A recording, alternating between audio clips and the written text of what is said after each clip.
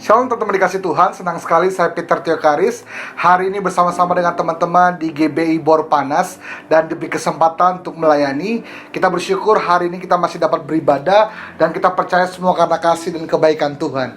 Mari sebelum kita mendengarkan firman Tuhan, kita satukan hati, kita berdoa bersama. Kami bersyukur Tuhan untuk hari yang baru yang Kau berikan kepada setiap kami. Dan pada hari ini kami mau mendengarkan firman Tuhan bersama-sama dengan teman-teman di GBI Bor Panas. Kami percaya firman Tuhan yang akan kami dengarkan bukan hanya sekedar informasi, tetapi juga mentransformasi kehidupan kami. Bukan hanya sekedar pengetahuan, tetapi sesuatu yang membawa perubahan dalam kehidupan kami Bapa. Kami siapkan hati kami dan mari berbicara kepada setiap kami ya Tuhan. Hanya dalam nama Tuhan Yesus kami siap mendengarkan firman Tuhan. Sama-sama kita katakan amin. Puji nama Tuhan. Nah teman-teman, tanpa terasa kita masuk di akhir dari tahun ini, tahun 2020, di bulan yang penuh sukacita, bulan Desember.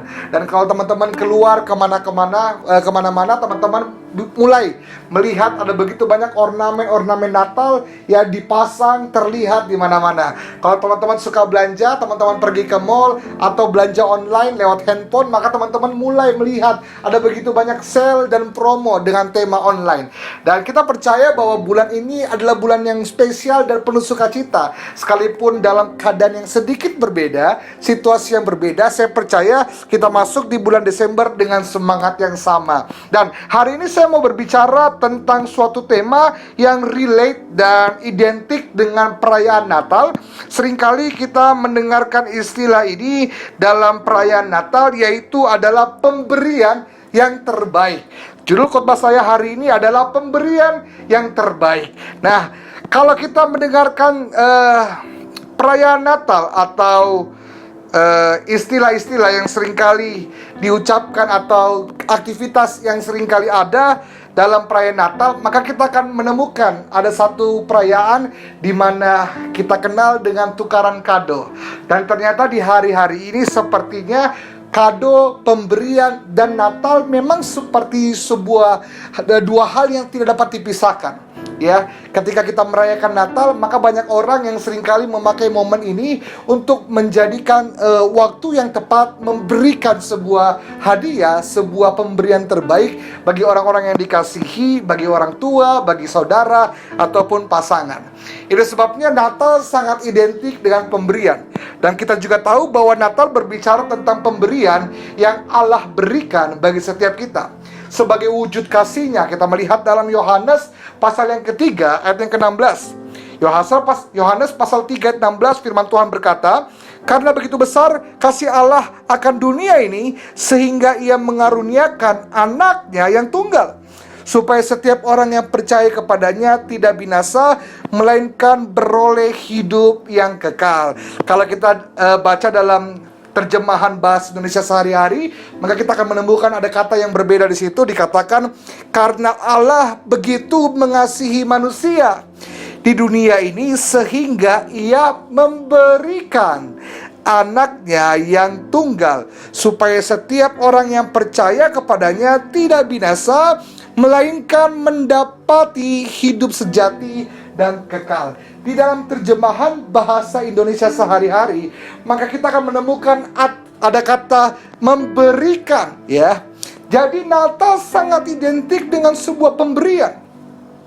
Allah memberikan sesuatu bagi kita, sehingga dikatakan kita yang harusnya binasa ini memperoleh hidup yang kekal. Itu sebabnya setiap hari Natal kita mesti sama-sama sadari bahwa kita sedang merayakan sebuah pemberian daripada Allah. Dan teman-teman, ternyata saya menemukan berkaitan dengan pemberian, maka pemberian Allah yang diberikan melalui Yesus di setiap momen-momen Natal yang kita rayakan hari-hari ini, kita dapat temukan dalam Matius pasal yang pertama ayat 23. Matius pasal yang pertama ayat yang ke-23 menjelaskan kepada kita pemberian yang Allah berikan kepada kita melalui Yesus. Kita baca bersama-sama dalam Matius pasal yang pertama ayat yang ke-23. "Sesungguhnya anak darah itu akan mengandung dan melahirkan seorang anak laki-laki, yaitu Yesus, dan mereka akan menamai dia" apa? Immanuel, yang artinya Allah menyertai kita. Sekali lagi saya bacakan untuk kita semua. Sesungguhnya anak darah itu akan mengandung dan melahirkan seorang anak laki-laki, dan mereka akan menamai dia Immanuel, yang artinya Allah menyertai kita. Ketika Allah memberikan sesuatu kepada kita sebagai ungkapan kasih-Nya, saya percaya surga punya begitu banyak hal. Saya percaya surga yang begitu kaya. Saya percaya Allah dapat memberikan segala sesuatu yang kita inginkan. Tetapi dalam hal ini perhatikan baik. Ketika Allah berinisiatif untuk memberikan kita sesuatu sebagai upaya membuktikan, menyatakan kasih-Nya kepada kita, Dia tidak hanya memberikan kita kado, Dia tidak hanya memberikan kita pemberian, Dia memberikan apa? Dia memberikan diri-Nya sendiri melalui Yesus. Itu sebabnya Yesus disebut sebagai Allah Immanuel, yaitu apa? Sebuah petanda bahwa Allah menyertai kita.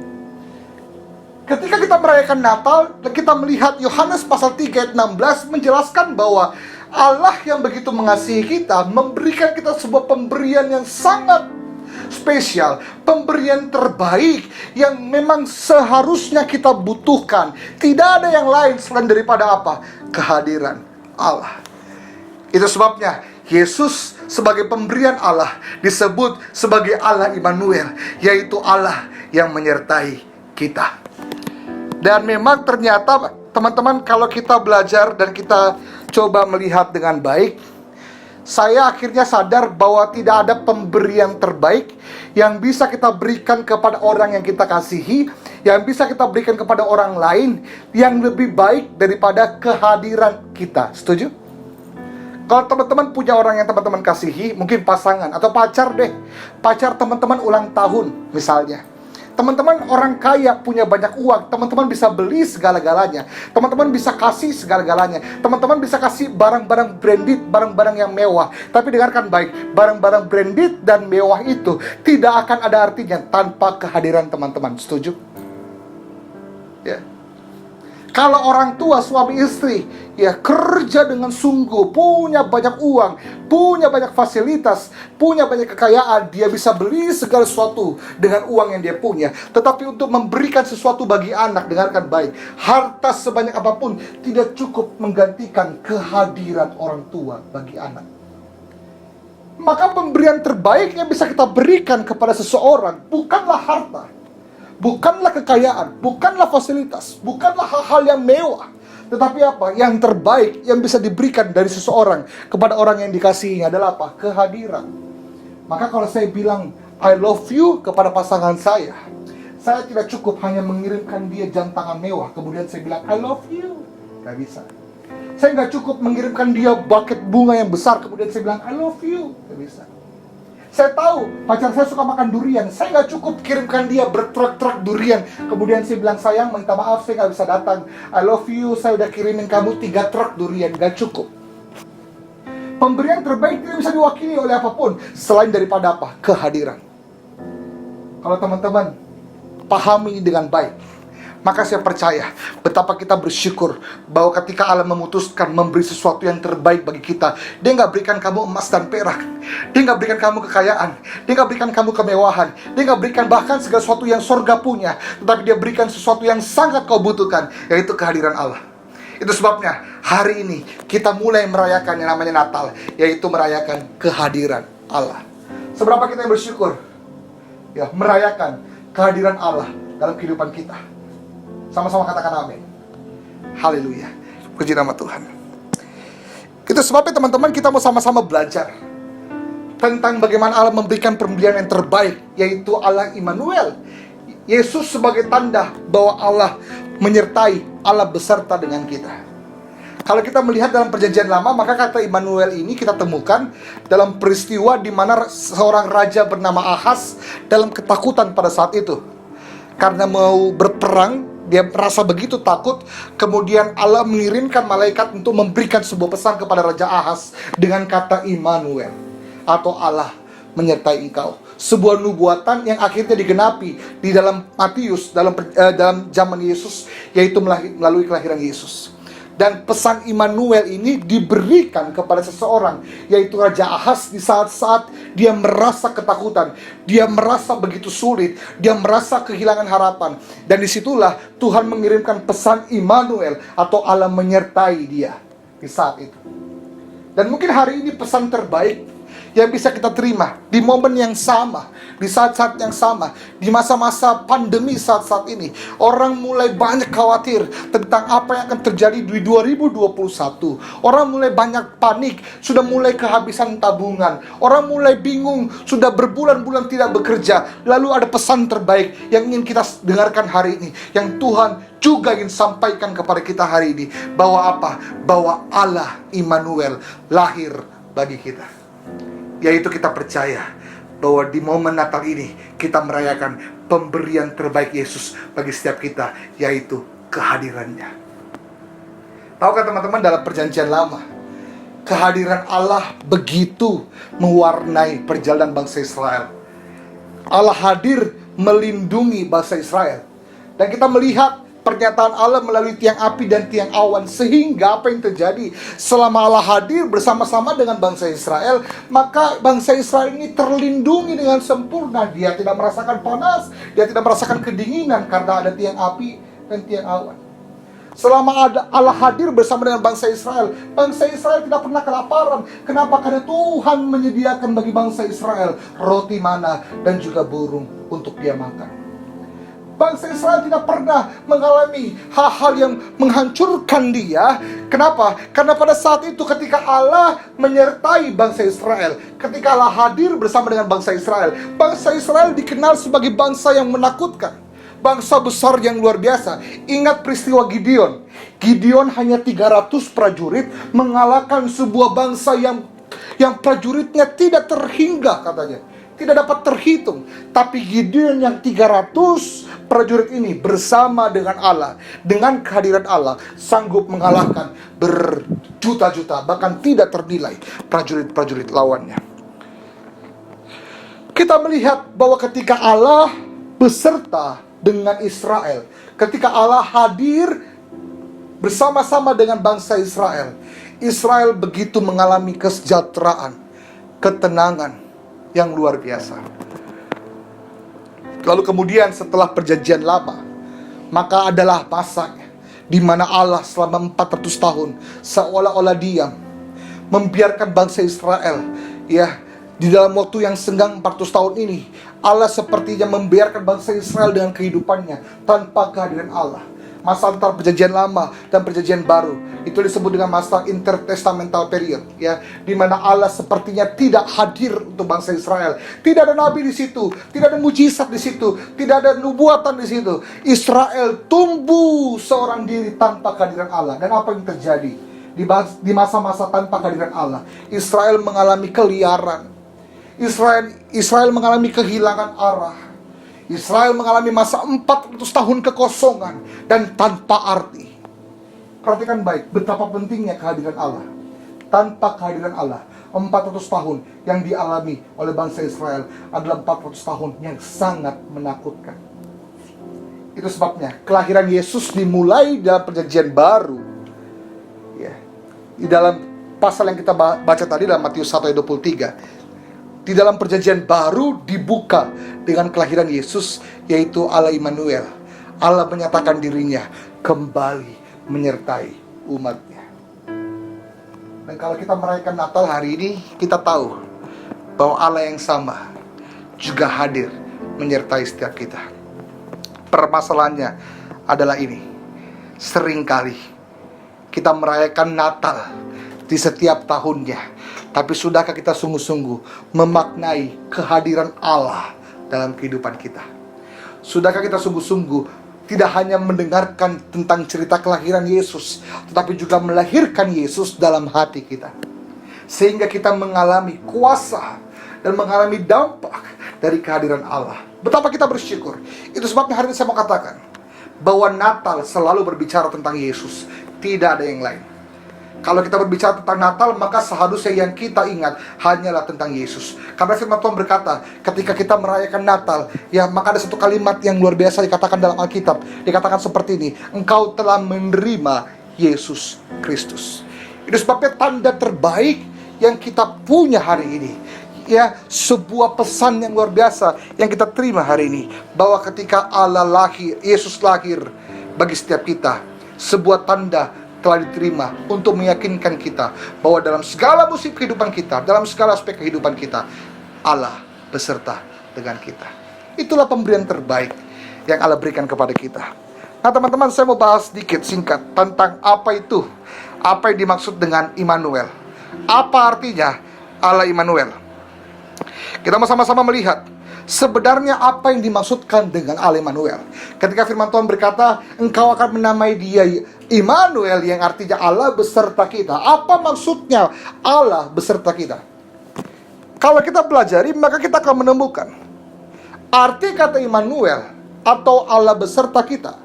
Artinya adalah bahwa Allah turut hadir di dalam segala kehidupan kita. Allah turut hadir dalam segala aspek kehidupan kita. Allah turut hadir dalam peristiwa kehidupan kita. Ketika Allah mengatakan bahwa dia hadir bersama-sama dengan kita, maka tidak ada satupun momen, tidak satupun kesempatan Tuhan lepas matanya daripada kita. Itu artinya begini, apapun yang kau alami hari ini, masa-masa apapun yang kau alami hari ini, dengarkan saya, seburuk apapun itu, ya, Allah telah memutuskan lahir bagi kita. Dia Allah Immanuel yang menyatakan bahwa dalam segala aspek kehidupanmu dia hadir di situ. Dan tahukah kita, sadarkah kita bahwa ternyata kehadiran Allah lah yang kita perlukan lebih dari segala sesuatu. Lebih dari segala sesuatu. Ada lagu mengatakan, hatiku tenang berada dekatmu, kaulah dambaan hidupku. Ya. Hatiku tenang berada dekatmu. Seberapa kita yang menghayati kehadiran Allah dalam kehidupan kita. Kita sadar dan kita tahu persis kemanapun kita melangkah, Tuhan juga hadir bersama-sama dengan kita. Dia Allah Immanuel, dia menyertai kita. Tak pernah Allah biarkan kita sendiri. Lagu sekolah minggu mengatakan, ya, di kiri kau ada, di kanan kau ada, di atas dan di bawah kau ada. Allah kita, Allah Immanuel, di mana-mana dia ada. Segala aspek kehidupan kita, dia menyertai kita. Dia senantiasa hadir untuk kita. Itu sebabnya kita pahami di sini bahwa kalau kita percaya Allah hadir dalam segala aspek kehidupan kita, itu artinya Allah juga hadir dalam setiap pergumulan kita. Allah juga hadir dalam setiap masalah kita. Banyak orang bertanya, ya, kalau Allah hadir dalam kehidupan kita, kenapa kita mengalami masalah? Kalau Allah hadir dalam setiap kehidupan kita, kenapa kita mengalami pergumulan? Jawabannya sederhana. Karena kehadiran Allah bukan mentiadakan pergumulan. Kehadiran Allah tidak menghapuskan masalah. Kehadiran Allah tidak menghapuskan pergumulan kita. Justru kehadiran Allah memampukan kita melewati setiap masalah dan pergumulan. Itu sebabnya justru kehadiran Allah yang memampukan kita melewati setiap badai kehidupan kita. Kehadiran Allah seringkali tidak semerta-merta meniadakan badai kehidupan kita. Tetapi justru di tengah badai, bersama dengan Allah, kita cakap melakukan segala perkara. Firman Tuhan katakan. Itu sebabnya justru di dalam keadaan-keadaan yang buruk yang kita alami, saya mau katakan begini, di masa-masa tersulit kita, di masa-masa pandemi hari ini, justru ini saat-saat yang paling tepat untuk kita mengalami kehadiran Allah. Karena saya percaya, seringkali Tuhan memang sengaja bawa kita di tempat-tempat yang tidak kita inginkan. Justru seringkali Tuhan membawa kita untuk hadir di tempat-tempat yang mungkin bagian terendah dalam kehidupan kita. Dengarkan baik saya katakan, seringkali Tuhan sengaja taruh kamu di titik terendah kamu, bukan untuk menghancurkan kamu, tetapi untuk menyadarkan kamu bahwa di tempat-tempat tersebut Dia juga hadir di situ. Seringkali Tuhan mengizinkan kamu mengalami masalah, bukan untuk menghancurkan kamu. Dia mengizinkan kamu mengalami masalah supaya kamu sadar, supaya kamu tahu, bahkan justru dalam masalah Dia hadir di situ. Teman-teman ingat Sadrak, Mesak, dan Abednego. Tuhan izinkan dia masuk dapur perapian, bukan untuk menghancurkan mereka, tetapi dengarkan baik, Tuhan izinkan Sadrak, Mesak, dan Abednego masuk dalam perapian untuk menyatakan kemuliaan Allah, sehingga dengan mata orang pada saat itu melihat ada Allah di samping Sadrak, Mesak, dan Abednego. Tuhan izinkan Daniel masuk dalam gua singa, bukan untuk menghancurkan Daniel, bukan untuk menyiksa Daniel, tetapi justru untuk menyatakan kemuliaan. Dan di dalam gua singa, Daniel melihat ada kehadiran Allah. Tuhan mengizinkan Paulus di penjara. Tuhan mengizinkan banyak tokoh-tokoh Alkitab mengalami pergumulan. Tuhan izinkan murid-murid Yesus mengalami badai. Supaya apa? Bukan untuk menghancurkan mereka, untuk menyatakan justru dalam masalah, dalam pergumulan, di situ Allah hadir bagi mereka. Dan hari ini masalah apa yang kau alami? Pergumulan apa yang kau alami? Berapa banyak kita ketika mengalami masalah dan pergumulan, kita menghabiskan tenaga kita, menghabiskan semua yang kita punya untuk menyalahkan keadaan, untuk menyalahkan Tuhan. Kita tidak terima kalau keluarga kita hari ini mengalami dampak dari COVID-19, orang tua kita kehilangan pekerjaan. Kita tidak terima kalau hari ini kita mesti dirumahkan. Kita tidak terima kalau kita kehilangan pemasukan. Kita tidak terima kalau kita mengalami masalah pergumulan yang akhirnya membuat kita menjadi takut. Kita menghabiskan waktu kita untuk menolak keadaan, untuk membenci keadaan, untuk menjadi seseorang yang menyalahkan keadaan, menyalahkan Tuhan. Tetapi kita lupa, kita tidak menghabiskan waktu kita. Kita tidak pernah berusaha untuk menemukan Tuhan dalam setiap masalah dan pergumulan kita. Percayalah, justru dalam pergumulanmu, justru dalam masalahmu, justru dalam hari-hari sulit dalam kehidupanmu, Allah ingin menyatakan kehadirannya. Lihatlah saudara, teman-teman, ketika Allah mengirimkan pesan Immanuel ini kepada Raja Ahaz dalam perjanjian lama, ya, saat itu Raja Ahaz sedang mengalami ketakutan yang luar biasa. Justru saat-saat menakutkan, saat-saat sepertinya kehilangan harapan, saat-saat 400 tahun bangsa Israel tidak menemukan Allah, di saat itulah ada kabar Immanuel, yaitu Allah beserta dengan kita. Saya berdoa hari ini, masalahmu mungkin buruk, keadaanmu mungkin sulit, tidak mudah, saya mengerti. Tapi saya berdoa, engkau tetap dapat menemukan Allah di masa-masa yang tidak mudah ini. Karena justru dalam keadaan yang seperti saat ini, kehadiran seolah-olah tidak ada cahaya, kita percaya dengan iman bahwa Allah hadir bersama dengan kita. Saya akan tutup dengan ini. Apa yang akan terjadi dalam kehidupan kita ketika kita sungguh-sungguh memaknai dan menerima kehadiran Allah dalam kehidupan kita? Yang pertama, ketika kita menyadari, menerima dan memaknai kehadiran Allah dalam kehidupan kita, Allah yang Immanuel hadir dan lahir di setiap perayaan Natal kita, maka yang pertama, kita tidak akan menjadi takut. Teman-teman ingatkah waktu Daud melawan Goliat? Daud begitu besar, Daud begitu luar biasa, dia punya senjata yang banyak. Semua bangsa Israel takut kepadanya. Tapi ketika Daud datang menghadapi Goliat, Daud hanya berkata, engkau datang dengan tombak dan lebing, aku datang dengan nama Allah semesta alam. Ketika Daud sadar dan menyadari kehadiran Allah dalam kehidupannya, dia tidak akan menjadi takut. Apapun masalah kamu hari ini, apapun pergumulan kamu hari ini, kita tidak akan tahu apa yang akan terjadi di tahun 2021. Tapi kita percaya, selama Allah menyertai kita, maka tidak ada satupun yang terlalu menakutkan untuk kita hadapi. Kita percaya bahwa seringkali kemana kita akan pergi tidak pernah lebih penting daripada dengan siapa kita pergi. Seringkali kita merasa, aduh Tuhan bawa kemana kehidupan saya. Kita tidak tahu arah ke depan kehidupan kita. Tapi saya percaya, kalau kita tahu bahwa kita bersama dengan Allah, maka kita akan menjadi apa? Kita akan menjadi luar biasa. Kita tidak akan menjadi takut. Yang kedua, kalau kita menyadari kehadiran Allah dalam kehidupan kita bukan hanya tidak akan takut, tetapi kita akan juga hidup bersukacita. Kehidupan kita akan limpah dengan syukur, karena kita tahu bahwa selama-lamanya Allah hadir bersama dengan kita. Tak pernah Tuhan meninggalkan kita. Kita percaya dan kita betul-betul sadari bahwa di balik setiap masalah, di balik setiap pergumulan kita, di balik masa pandemi ini, di balik masa-masa sulit ini, karena COVID-19 ini, kita bisa melihat banyak hal yang dapat kita syukuri dalam kehidupan kita. Maka ketika engkau melihat kehadiran Allah, maka kau akan menemukan ada sumber sukacita. Saya percaya teman-teman semua, engkau akan membawa sukacita itu kepada semua orang yang kau temui. Ya, tidak ada alasan untuk bersungut-sungut. Tidak ada alasan untuk kita menyalahkan keadaan. Selama kita percaya bahwa Allah hadir bersama dengan kita, maka kita akan menjadi orang yang bersukacita.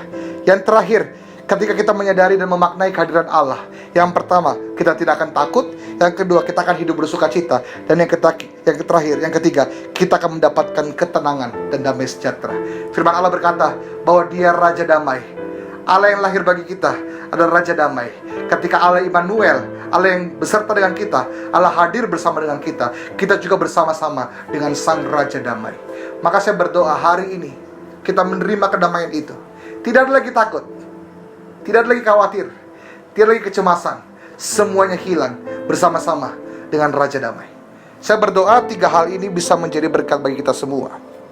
Kita menerima pemberian terbaik dari Tuhan, yaitu kehadirannya melalui Allah Immanuel. Kita berdoa, mari rayakan Yesus dalam setiap perayaan Natal kita. Jadikanlah Dia pusat dari Natal kita. Bukan ornamen-ornamen Natal, bukan perayaan Natal yang mewah, bukan tukaran kado, bukan kemewahan dan euforia Natal, tetapi Yesus itu sendiri harus kita rayakan dalam kehidupan kita. Karena Engkau telah menerima Allah Immanuel. Mari tundukkan kepala, kita berdoa. Kami bersyukur Tuhan, kami sadar bahwa hari ini kami begitu banyak hal yang kami pelajari, yang baru bagi setiap kami.